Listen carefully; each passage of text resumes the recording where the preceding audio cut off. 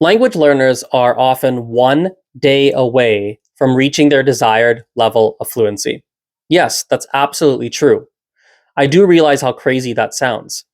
But the reality is, so much of learning a language is not about the practice or the knowledge. Many language learners think that language practice and knowledge is what they lack. They think they have to practice more or acquire more knowledge. And that's only 50% of the equation. The reality is, the other 50% is something that, to me, is a lot like magic. I know that sounds funny, but it honestly is a lot like magic. And I'll tell you a couple of stories to demonstrate this. Um, there's a student who I've been working with, and she, in a 2 month period, learned a vocabulary about 7 times faster than what would be humanly thought to be possible. It was a superhuman level of vocabulary acquisition. I have another Calgary language nerd student who, when I first saw her, she was a beginner. 7 days later, she was intermediate. It's like, what? That's superhumanly fast. I'll tell you a non-language example, and then I'll tell you the commonality between every single story. I had a foot injury, and then I didn't. I had a foot injury where I was very limited to how far I can walk. And then very suddenly, I did a 10-kilometer walk with no pain and no discomfort. So, what's the connection between these three stories? What's the connection? The connection is mental blocks.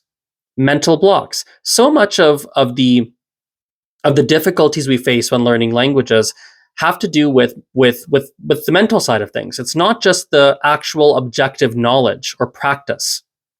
We have a mental block. So if you have an intermediate level now, it probably means you actually have an advanced level, but you're holding yourself back.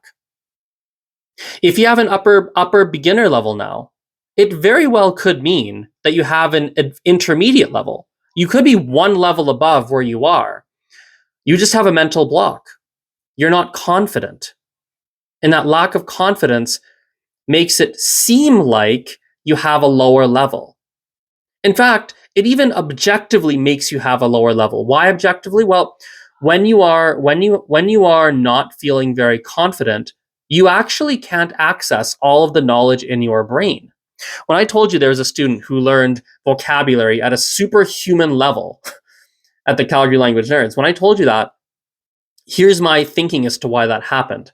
I think in the beginning, when I personally assessed her vocabulary, when we did the assessment, I think the individual was feeling nervous. Because of that, because she felt nervous, I think her brain actually had less access to French knowledge than she did the second time around. When we did the assessment a couple of months later, she was much more confident, like definitely, significantly more confident.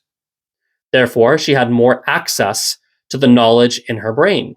She didn't forget as often, right? Same with the person who went from a beginner to intermediate in a week. Did she actually absorb thousands of words and all these different grammar points in a week? Did she inhale the language like magic, like in the Matrix when they download information into the brain? No, probably not. The information was already there. But the first time around, she was nervous.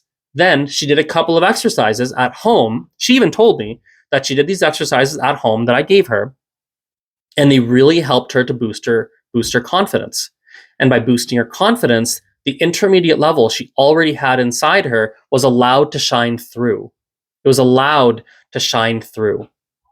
So much of our level is tied directly into confidence. How confident do we feel? And by boosting our confidence up by one level, it allows our fluency to objectively, in a measurable way, even if you ever chose to measure it, it allows your fluency to increase by one level as well. So how do we boost our confidence? Are there any tried and true, very efficient, reliable ways to boost confidence? And I'll share one that has worked very regularly, quite regularly for me, and I've seen it work regularly for many other people. It's by doing an intensive burst. An intensive burst is one very effective way to boost your confidence in another language. Now, there are lots of types of intensive bursts. It could be a speaking-based burst. It could be a listening-based burst. It could be a reading burst. It could be it doesn't actually matter, but some kind of intensive burst. Select a period of time, and for that period of time, intensively study the language you're trying to learn. You could do a 1-day intensive, maybe it's 8 hours. You could do a half-day intensive, so maybe for 4 hours. You could do 4 hours a day for 5 days. Hey, you could do 8 hours a day for a month. The bigger the burst, the better.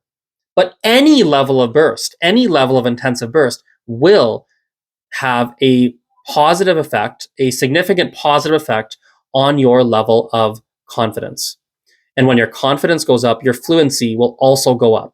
Not as a placebo effect, not like, oh, I feel like I'm more confident. No. Your felt fluency will increase, but your objective, your actual fluency will increase as well. Thank you for watching today's video. I hope you found that very helpful, and I'll see you guys next time. Bye-bye.